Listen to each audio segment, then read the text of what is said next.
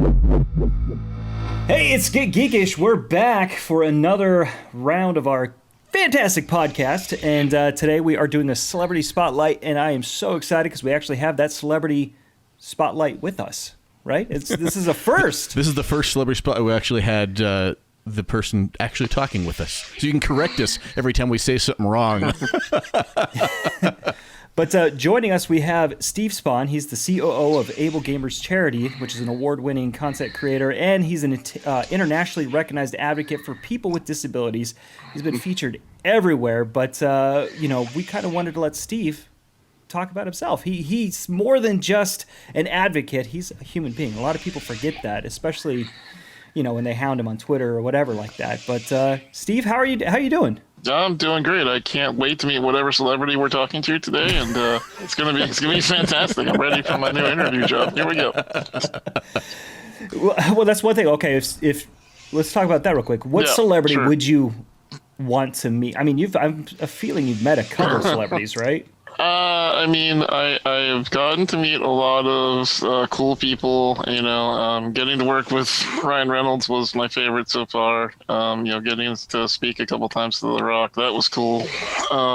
As far as like people that I really haven't gotten to work with yet, it's really interesting in that I'm more interested in the celebrities that have gone on to do really cool things. Like Jessica Alba, I think, is amazing because she was this actress everybody knew as the super hot woman from these movies about being on beaches, and she went on to make this entire entrepreneurial kingdom of making clean products that essentially support the earth as well, and they're safe for your children. And I have a lot of respect for people that take their platform and then once they build it, they then use it to go help the world in some way. We've mentioned that a lot in some of our past ones, so that seems to be a perennial come up with a lot of the people we talk about as we do research. And as soon as you find somebody that uses their celebrity status and uses that power to help other people, somehow it makes everybody feel better about it. If an actor makes $20 million getting a movie, but they're using that to go do something amazing for the world, they're like, all right, you deserve that. Yeah, absolutely. So, yeah. I love hearing the stories about how Prince went and helped children in hospitals, but never let anyone take photos. That was fantastic. Robert Downey Jr. has been one that has spent $1 million on tech that has helped clean the oceans and doesn't take a bit of credit for it. I think those are the ones that don't have a publicist sitting there with a photo crew just waiting. Here's a wonderful celebrity who's helping this cat out of a burning tree, and you're like, well, why are there 40 photographers here? That's weird. It's a lot of money spent planted? Yeah, right. Did you plant this tree on purpose? Gosh darn it. Well, Steve, tell us a little bit about yourself. What do you want people to know? Because they can Google it and they can find out what you're about, but we want to know Steve is Steve. Because I follow you on Twitter. You're hilarious. I'm so sorry. And I've seen you in videos and everything like that. You've been part of the Funhouse crew. The other day you played Among Us with Jack from Rooster Teeth and some of their crew. So tell us a little bit about yourself. I like to think that I'm one of the most out-of-the-box, unlabelable people that are in the gaming celebrity sphere because I try so hard to do so many different things because I think at the end of the day, right, I'm a terminally ill person, right? So my disability, spinal muscular atrophy, means that I'm going to die one day and there's nothing that doctors can do to stop that. It's going to happen. But we're all going to die one day. I just know that my clock is ticking a little bit faster than most people's, right? So I think I've been forced to think about mortality and the end times a little bit more than perhaps your average everyday person. And so that has made me think about things like, there's a lot to do in life, and I don't want to just play games. I don't want to just be wise on Twitter. I don't just want to, go talk to celebrities. I want to be able to have fun. I want to be able to post, jokes and, silly things. I want to be able to kind of be more of the jack of all trades, master of none.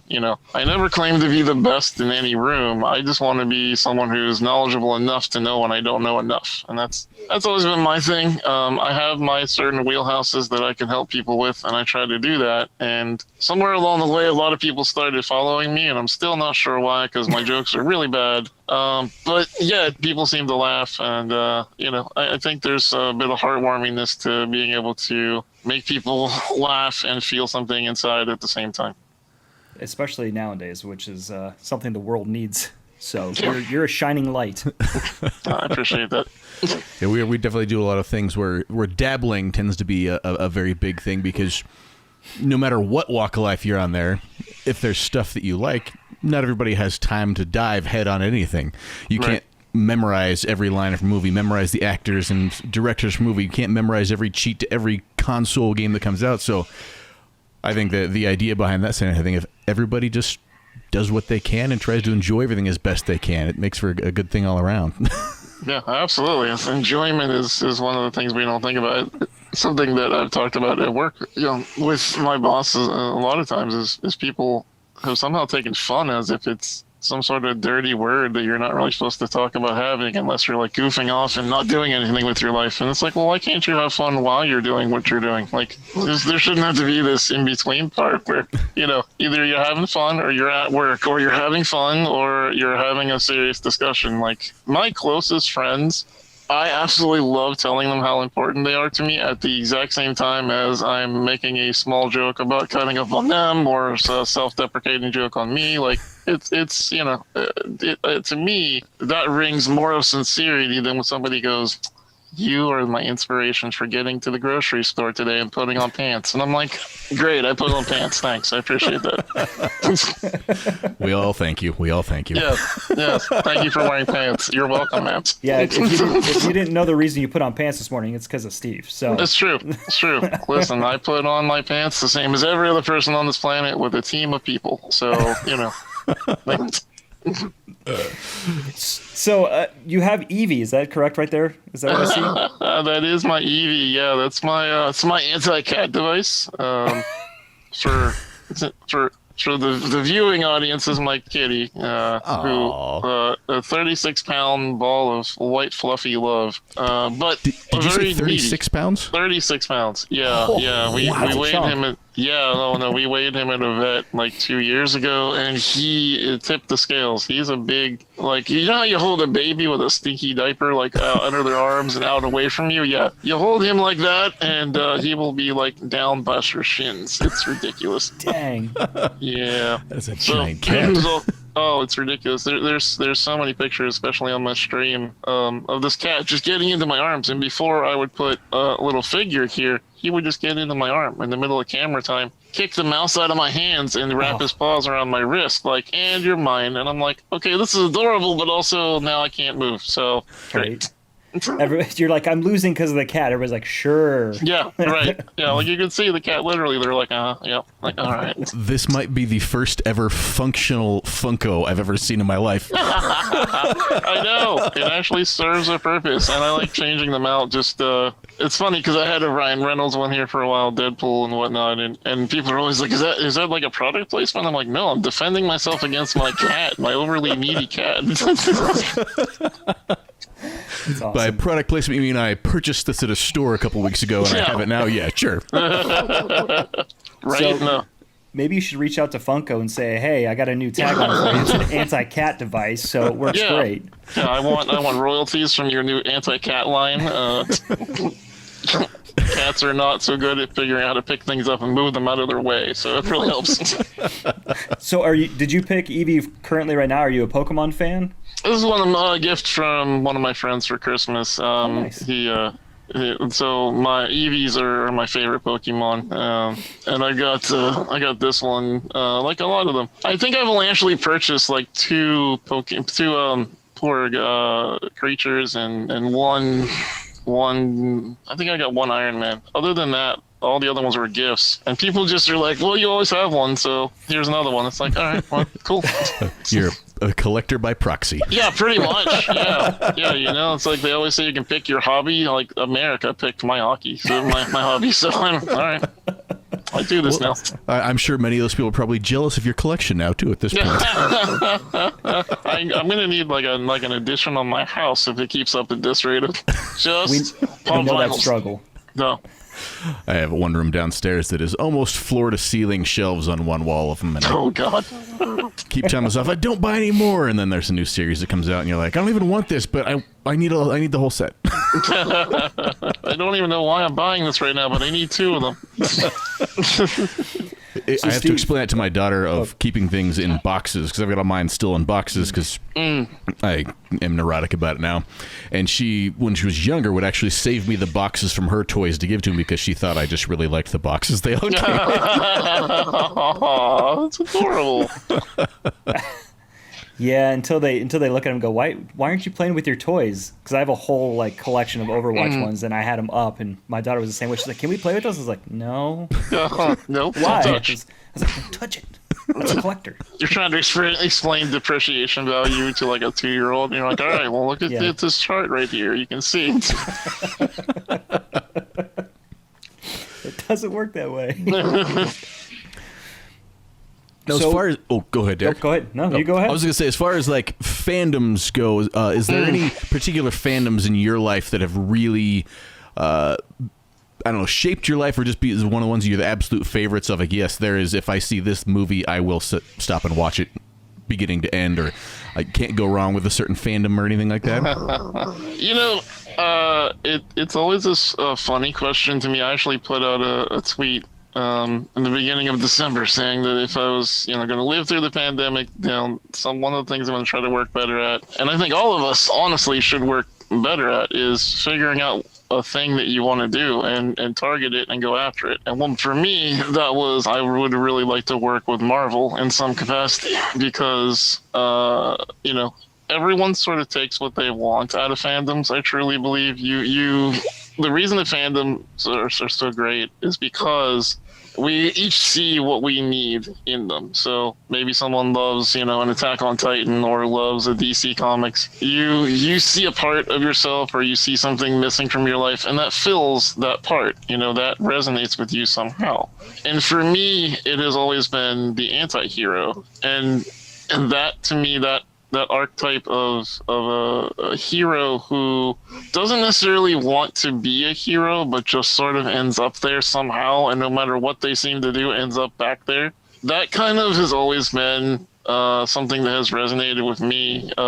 Something that I've said many times and continue to say is my favorite quote in the world was from Stan Lee, who said, the person who helps others simply because it should be or must be done and because it is the right thing to do is indeed, without a doubt, a superhero. And to me, that has always been something that has kind of lived in my brain, that we tend to celebrate celebrities, we tend to celebrate, WWE stars or football players or soccer players. But, the superheroes are the people who go to their grocery store and do their stocking job in a grocery store during a pandemic. Or the volunteer firefighter who literally would rather be doing anything else than jumping into a burning building because they feel like they can save some lives. Those kind of people, I liked actually making fun of, in a way, in the Deadpool movies. They have this moment where one of the characters says, everybody thinks that being a superhero is all the time job, and you brush your teeth as a superhero and eat your vitamins and all that. And but it's only 5 or 6 moments that make you a hero. And then they made it into a joke, and I was like, it's a great joke, but it's also funny because it's so true. You can be a superhero. We all can. We just have to figure out our place in the world to do it. Mm-hmm. That right time and place, and where the selflessness truly comes out in people. Mm-hmm. Exactly. Yeah, you have to figure out where can you make someone be a hero. And I always say the strangest superpower no one ever thinks about, which you two obviously do as a hobby, and I'm guessing one day when you're going to be on daytime television is making people smile. That's a superpower. And anytime you can just make someone for a moment forget about their worries and their fears and what's going wrong with the world, and just make them smile about something, you have in fact touched that person's life. And so I encourage people all the time, just do that, go out, reach, make someone smile, and you've used a superpower today. Congratulations. That's awesome. That's actually a great way to look at that. I mean, that'll work great for the kids too. I mean, when they're having a negative day, just tell them that. Yeah. That's amazing. And I that hits right in the feels for me right there. It fits really well in, like, not trying to blow any smoke anywhere, but when I was younger, I went through chemotherapy and I was in a childhood oncology thing, and I was 17 and doing all kinds of open heart surgery stuff, but I was going through this program in this building, and the entire thing was full of kids that were 4 years old, 6 years old, 8 years old, going through these illnesses that a lot of them weren't going to make it through. And some of the charities that came through and did stuff that people would badmouth, oh, what's the point of that? Why don't you try and solve something? That they could come in and give these kids something to do, something to look forward to, something to hope for, and their entire demeanor would change because, yeah, they might have some horrible disease that was taking them apart, but there was something fun that they were going to do coming up, and that was what they focused on. And it was just, even as a 17-year-old who's a smug teenager, could see that and go, wow, that means a lot to be able to give somebody that little glimpse of hope, for lack of a better word. It does. And here's the interesting part I always think about when we talking about, each other and being able to suss everything out about someone is you're not going to be able to know their entire life story in a glimpse, right? So even someone who has a high profile, who can be, read on Google, or you have a bio or Wikipedia page, it doesn't matter. You don't know everything about them. You may know certain facts, certain statistics. Maybe that's something. But in that one story, I learned that you've been in the hospital. I've learned that you've had medical challenges in your life. I've learned that more of your backstory in 3 sentences. And we all have those. Every single one of us is currently writing our own story. And at some point in time, a lot of us forgot that everyone else has that story that's currently being written, that they're currently trying to write. And maybe they're currently struggling with how to finish out a chapter, or maybe they haven't figured out how to turn the page, as cliche as that is. Maybe they just haven't figured out exactly how this should go. And so we kind of downplay where our discoverability is of each other. Maybe you're going through something hard, and maybe this isn't all an act. Maybe you're not actually happy. Maybe you're just putting on a good face because you have to do a show right now, or maybe because you have to go to work or you're 9 to 5. Maybe you're pretending like you're okay and you're not. And we kind of forget that other people might be in that same situation. So when I talk about being a superhero, and something that kind of runs as a current through all of my philosophy teachings, is to always be empathetic to everyone else. Always understand that not only might someone be going through something way worse than you, but maybe they're going through something that you can't even tell they're going through right now. Sound advice for everybody. God, that's amazing. This is great. This when you put that tweet out there saying, "Hey, you want to be part of podcast?" I was like, we need to get this guy. So I'm so glad you came on here, because I mean, you're speaking, from experience, but you're speaking from truth. You're helping out, and hopefully people listen to it and actually take something from what you're saying. Because right now, I mean, the past year sucked. It did, yeah. And this year is kind of rough in the beginning. So I mean, everybody, no matter, even the people who have the Fortune 500 companies that are like, oh, this pandemic hasn't affected me, can still learn from what you're saying. Yeah. It's the lack of empathy in the world is something that we can all begin to work on in our own ways. People always say they want to change the world, but then they're like, well, changing the world is really hard. And it is. Speaking as someone who has spent quite a few years trying to change different parts of the world, let me tell you, it is hard work. But there are small things you can do right now, and when you hear someone like myself who fancies themselves to be, a life coach, or a purpose coach, or whatever the cool new phrase the millennials are using now, it's you just want to do small changes. So focus just a little bit more about being empathetic. The next time you get angry at someone or you're mad at someone, stop for just a second and think whether or not if you are justified to be angry, because you can always justify your own anger, but think about the other person and think, is there a reason that they're acting like this? The amount of trolls that I've had on Twitter who yell at me for doing various things, who I've been like, hey, I don't know what's causing you to lash out like this, and that it must be rough, and I hope that you're going to be all right. The amount of people who have been like, wow, I didn't actually think you would respond. I was just mad and just wanted to yell at somebody. Thanks. Hope you have a good time. the amount of people is, well, you'd be startled. It's probably 1 out of 10, maybe 2 out of 10. It's more than you would give the internet credit for. And I say that not as something that everyone out there listening should do. Engaging with trolls takes spoons, and that is not something all of us have. But if you have the spoons to do that, it's interesting to kind of flip it back and be like, hey, I don't know why you're being like this, but it's not cool, and I hope you do better. And it's amazing how many people will just stop their course and be like, oh crap.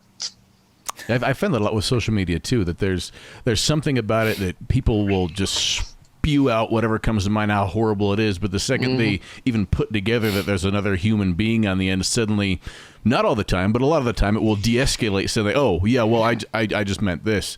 And I don't know where the line got crossed in the last decade or so, when the idea of even saying self-deprecating humor and making little jokes at people is funny, but it crosses the line. Instead of let's make a little joke about something to let's just rail somebody and call them names and horrible things about them, and it's a big joke. Like, no, making somebody feel bad is not funny. Making a joke is funny. It is. It's exactly true. I mean, Nega Oryx in her amazing slam of a troll yesterday that went around Twitter for 500,000 likes and whatnot. She's amazing. Was that the one about the colored thong question? Yes. Yes. That was a real good blowback. Oh, she's so good. She's so good. And that's the reason that tweet is going around, because people recognized how good that was. But it's amazing how often you can hear the same thing resonated in different language. In politics, you hear about how the tensions have escalated to the point where it's either one side or the other side, and you can hear in conversations where people are like, do you feel like you have to put an exclamation point at the end of everything, and or else you're underselling yourself? And people are like, yeah, it is weird. I do have to put exclamation points in. And we've kind of driven up our passions and our lives to the point that everything has to be a 10. And believe me, I am not a stranger to being vocal about politics on Twitter, about social justice. I'm an advocate and I'm a fighter. But at the same time, there's definitely something to be said about, for whatever reason, and I think the pandemic's a large part of it, we're all just sitting at a solid base level of 9 at all times. Like, it's like, you get a paper cut and you're like, oh my God, I'm going to murder this paper company. It's like, calm down. Tap dancing through the minefield. Right? Yep. Well, touch back real quick. You said you wanted to become part of Marvel, right? You wanted to do something with Marvel. What would you want to do with them? Would you want to act with them? Would you want to write? Because you've written some sci-fi books too, right? Would you go into maybe a story arc or something like that? Dude, and I think that was the hardest part about the ask, was it wasn't a very specific, just that I'd like to work with them. And the truth is that I'm just busy doing my life. I'm not going to be able to stop what I'm doing here and go and become a Marvel movie writer, as much as that life does sound fun. But I'd love to have my hand in something. I'd love to help them come up with a new cool character, or get to write. My friend Gary Whitta got to do, the Joker comic for its anniversary. And I think that would be very cool to get the honor of, even being a co-writer in something like that. That'd be neat. I have written a couple of books and a couple of under pen names, and, it's fun to do.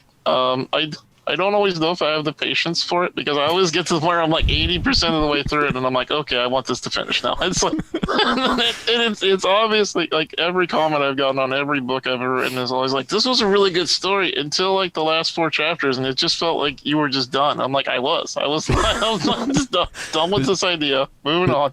This goes right back to the jack of all trades talk. Like, I want to write a book, but I don't want to devote the next 3 years of my life to writing one. So, yeah, it's after 2.5 years, I'm done. That's on to the next thing.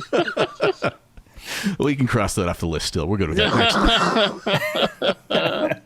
So if you're not writing books, if you're not streaming, because you have an active Twitch. So if you're not, twitching out there and you're not tweeting or doing anything for charity work, what else are you doing? What is Steve? What are you doing? Yeah, I am constantly trying to find new ways to make the world a better place in more than just a way of saying it. I'm trying to figure out small ways that I can figure out how can I help? And one of the things that I've been doing lately has been to do my YouTube channel and sort of have these philosophies where I've done videos talking about, lack of empathy, being in the world, how to deal with toxic friendships. And I've really kind of been driving more towards that way of leaving videos that people can watch and look. And it's weird because pivoting from gaming, into a life of philosophy is not exactly a turn that most people would expect. But I feel like at the same time, gamers get a very bad rap for all we care about is gaming, and all we care about is, geek related things, as I'm sure you guys get a lot. And it's like, but actually I'm a three-dimensional person who has a lot of purposes, a lot of desires, a lot of dreams, and, I think everyone out there is too. So I think that the same person who rages at, Call of Duty when they get murdered 12 times in a row probably also has some interest in various topics of philosophy or how to be a better person, how to solve their relationships, things that they could use help with. So I kind of have started to make that turn into somebody who can kind of talk that way. I have a great respect for like a John Cena who just basically uses his Twitter as a way to put out, Cena-isms or whatever you want to call it, where he just tweets out a wise thing a day. Like, I think that's just cool. And it's something that I am very much striving to do is, again, one of my undercurrent things has been how much good can you do in the world before your time is up? And my determination is just to push that number as high as possible. That's fantastic. And I would feel, too, if you're coming to like the philosophy side of it, being able to come at it with all that background of having the interaction with the gamers and the gaming background, yeah. I feel like it's a new audience you could give them a little more insight to, because when you have somebody that talks about that's coming from academia world and somebody that's been studying philosophy since they were sophomores in high school, went to 2 or 3 colleges, they start spouting stuff off, you're like... Yeah, that's fine and dandy for you. That's nothing about my life. Cool, we're on. So you get people that can relate a little bit. And, and same thing you probably know with dealing with how many people you've mentioned so far. You know how to deal with a lot of the gamer crowd, too, and how to actually talk to them, speak with them, and have a conversation without putting them off from your first 2 sentences. I like to think I know how. Whether or not I do depends on my mood of the day. Whether or not I'll grab the sword or the Nerf bat. But, It's like a flip of the coin. We leave a little chance. It keeps things exciting, right? Yeah, you gotta mix things up. You gotta keep that spice of life, Can we use that as our mantra now? The sword or the Nerf bat? Like, take it with my blessing. Yeah, we'll take down the live, laugh, love, and make that the sword of the Nerf bat type of thing. I think that'd be great. I like this idea. I like it. Well, and I think you nailed it on the head. Hit the nail on the head. Was the whole, we are more than what our hobbies are. We are more than what we're portrayed. Growing up, I was always the geek with glasses, and then I kind of branched out from that. And Bino and I had the problem when we first met. We both thought this one-dimensional thing of each other, and we didn't like each other when we first met. And then when we actually talked to each other, it was like, oh, hey, we actually get along. And I think that's one thing that's fantastic that you're doing, especially with all the videos and even the Twitch streams that you're doing, is you're reaching out to other people and talking with them, and not necessarily just about the game. You're actually just talking to them as a person, and I think that's fantastic. Well, thank you. I appreciate that. I'd like to think that we all know that we're more than games. And I think we're also slowly, as a community of people, and I'm talking about the entire internet in general, starting to figure out that there are bad faith actors out there. There are people who don't want to be reached. They don't want to learn lessons. They don't want to become better people. They want to troll, and they want to hurt people's feelings. And I think we're getting better at recognizing who those individuals are. One of the things that I've definitely seen is across the field, especially in advocacy, are advocates burning out because of people who just relentlessly push toxic narratives. They come after you constantly. Everything you do, there's something wrong with it. And it is 100% coming from those people who don't want to see you succeed. The more noise you make, the more people are attracted to coming to mess with you, being able to have that platform to make the noise. And it's unfortunately something that you have to just be okay with when you're out there and you're advocating for the things you love about. And sometimes I think people will make a turn on that, and they'll say something like, well, I don't get paid to be an advocator. I'm not an advocator. And I can always push back on people like that. So the label advocate gets put on people like me because I'm constantly out there advocating for one thing or another. But there was no degree. I didn't go to advocacy school. There was no graduation ceremony. No one threw me a bouquet. There's nothing like that. It just was one thing. I woke up and I decided that, you know what? I'm going to fight the world and, let's try to change some stuff. And why not, right? Yeah, it's almost a sad thing when trying to help other people be better human beings is considered advocacy. Right, exactly. So why can't all of us just go out there and be advocates in our own rights? Why can't you advocate for the things that you truly feel passionate about and for the things that you want to change and see changed in the world? And the answer to that question is there is no reason you can't do that, and you should. And so sometimes people will be like, well, I've only got 100 Twitter followers. It's like, well, great. If 2 of those Twitter followers hear your message and they go out and they take it and they start spreading it, and one of those successfully spreads your idea to someone else, then you're an influencer and you've just influenced some people. And who knows how far that ripple effect can go. I've had tweets I've thought of for an hour and it's got 4 people to like them. I've had ones where I've done it off the cuff and I've had, 100,000 likes. There's no way to know how much effort you put in something is going to pan out. You just take your shot. And then, go from there. There's a really, really great quote that I heard from Tony Robbins not that long ago. That is, we are rewarded in public for the things we practice in private. So if we continue to do things, we continue to practice, continue to be better people at whatever we're trying to do, you're going to get that reward out in public. You're going to see that in the public's eye. But that doesn't necessarily mean that you want to be someone who's beholden to the public to know whether it succeeded or not. Maybe your message was heard, and maybe people are doing behind-the-scenes conversations where they're saying, did you see when so-and-so said this? Or that was pretty cool. I wonder if I should do something like that. You just never know, and you have to go on faith that what you're saying is right enough that it's somebody's truth. What I'm going to take out of this conversation today going forward that I really like to resonate too of the fact that breaking it down into chunks, almost little pieces of how's something I can make better. We're not all going to wake up tomorrow and solve world hunger and end political turmoil, but just a little something to make somebody else smile, make somebody else's day better, make somebody else's life easier. Just little tiny pieces that are actually attainable goals that you can build off of, and those ripple effects can have pretty amazing effects.